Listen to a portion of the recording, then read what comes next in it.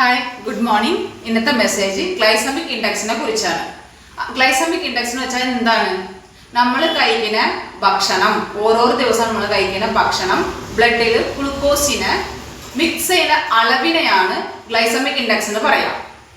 ഈ second law GI ഫുഡൊക്കെ slow ആയിട്ട് ബ്ലഡിൽ ഗ്ലൂക്കോസിനെ മിക്സ് ചെയ്യും. ഹൈ GI ഫുഡൊക്കെ ബ്ലഡിൽ ഗ്ലൂക്കോസിനെ അത് ഫാസ്റ്റ് ആയിട്ട് റിലീസ് ചെയ്യും. ഇത് മെയിനായിട്ട് ആരൊക്കെ അറിഞ്ഞിരിക്കേണ്ടത്? ഡയബറ്റിക്സ് ഉള്ളവരും വെയിറ്റ് മാനേജ്മെന്റ് ചെയ്യാൻ വിചാരിക്കുന്നവരും ഇത് മനസ്സിലാക്കിയിരിക്കണം. ഡയബറ്റിക്സ് ഇരിക്കുന്ന ആൾക്കാർ ബ്ലഡ് ഷുഗർ ലെവൽ സ്റ്റഡി ആയിട്ട് വെക്കാൻ വേണ്ടിയിട്ട് ലോ GI ഫുഡ് ഹെൽപ്പ് ചെയ്യും.